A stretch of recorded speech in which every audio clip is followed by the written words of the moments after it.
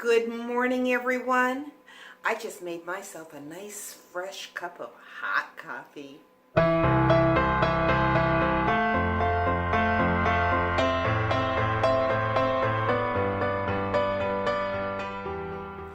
And this morning, I need a cup of coffee.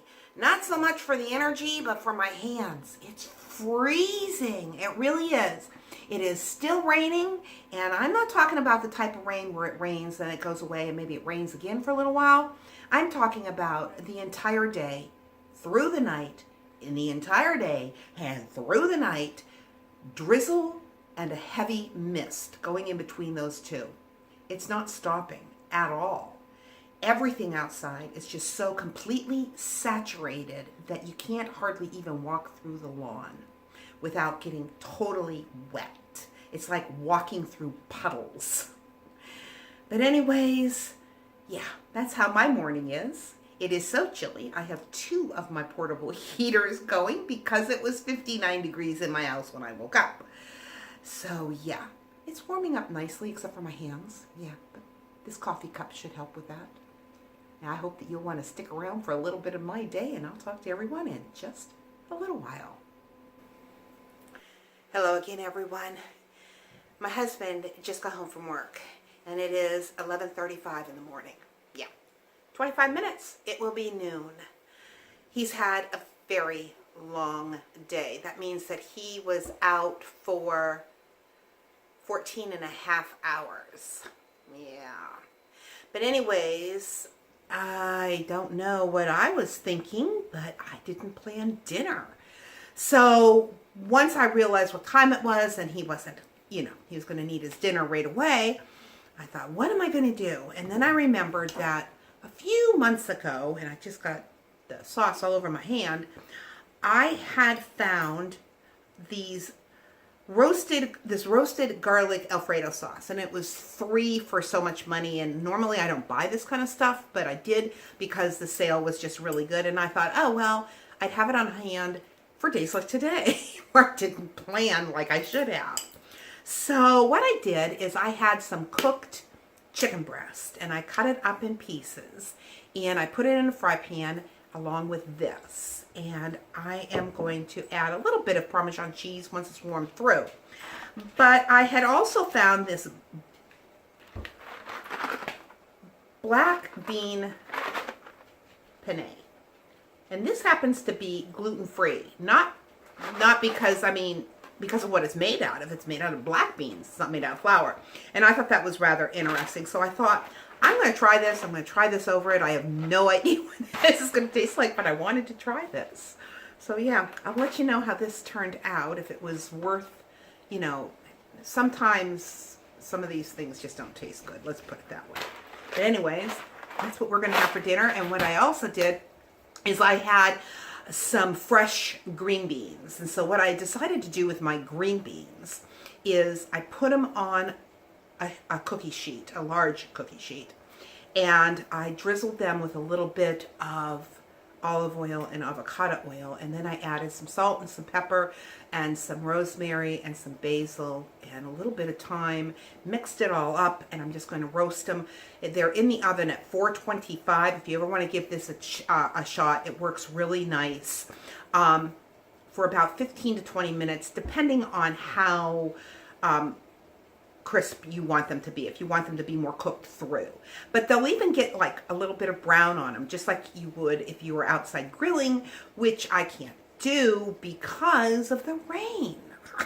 So anyways, that's what he's having for dinner, and today is just totally shot. I can't do anything outside. It's absolutely miserable.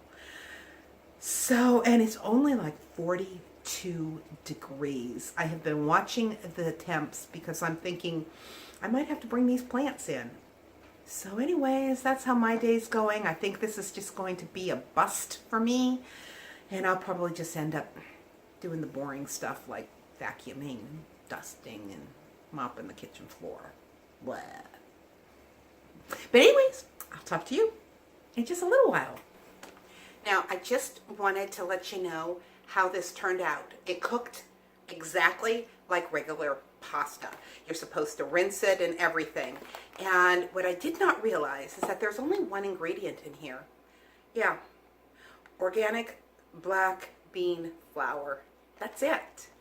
So it's low in calories, even though it is high in carbohydrates.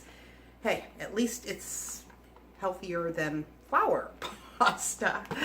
But anyways, my husband's really enjoying it. I'm neither here nor there. I mean, it's fine. I'm not saying that I think it's just wonderful, but it does taste good. So you might want to give it a try, especially if you are gluten-free. It might be a real good buy for you guys. But anyways, just thought I'd let you know that everything else turned out really good too. And I will talk to you in just a little while.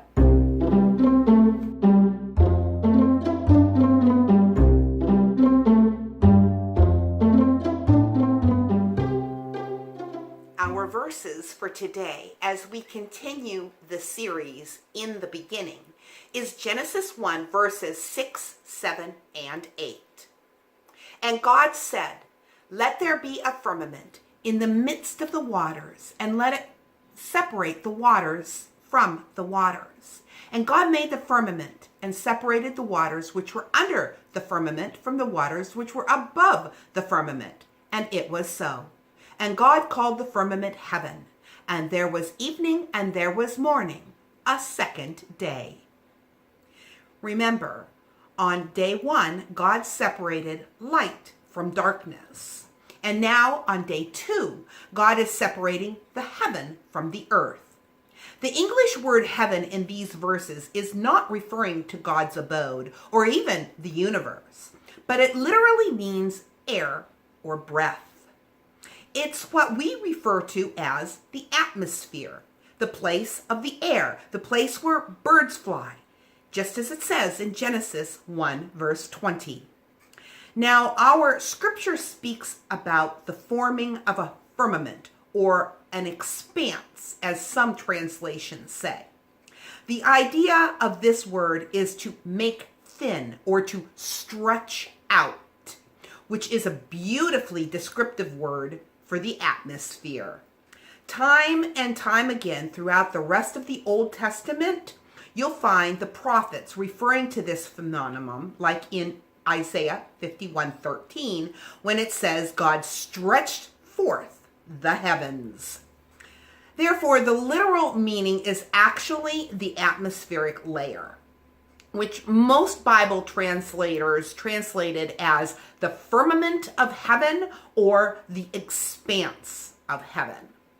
This is a beautifully accurate description of the atmosphere, which indeed is stretched out over 100 miles high, gradually thinning out until it merges with the emptiness of space, and is also stretched completely around the earth, forming a great blanket of air which serves to protect us.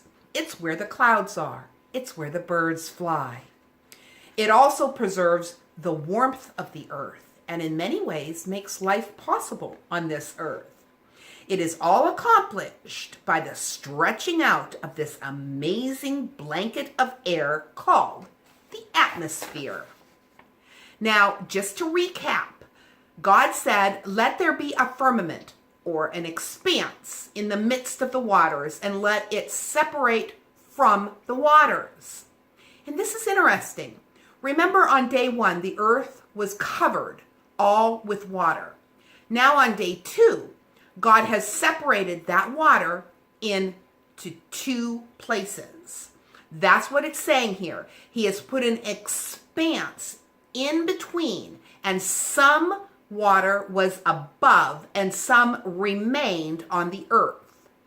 I want to point out that the primary purpose of this firmament, of this expanse, of the atmosphere, according to the Bible, is not to support life. That's what science would say its primary function is, but that's not according to Scripture. In Scripture, the primary purpose was to provide an area, a place, for suspending billions of gallons of water above the earth, just as our scripture verse tells us, that the waters might be separated from the waters. Again, like light, this is absolutely necessary for life. If it were not for this ability of the atmosphere to sustain water above the earth in great quantities, there would be no plants. There could be no animals. There would be no human beings. There could be no life on earth. The continents would be nothing but great barren deserts of dry land devoid of any life. But for the miracle of water in all of its forms. Our planet is unique. Its enormous amount of water changes the character of Earth and makes it different from all the other planets. And with that, I want to remind you, life happens. Let's enjoy it. So here we are at the end of day 2, where God is preparing the earth to receive life. And today's scripture tells us that the firmament, the atmosphere, was made on the second day. Yet, God did not say that it was good, unlike the light on day 1.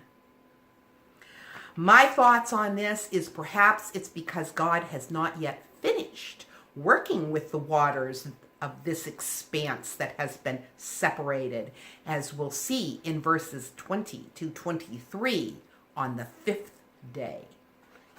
God bless. I hope you will want to continue with me in this series. I hope everybody has a wonderful day, and I will talk to you tomorrow.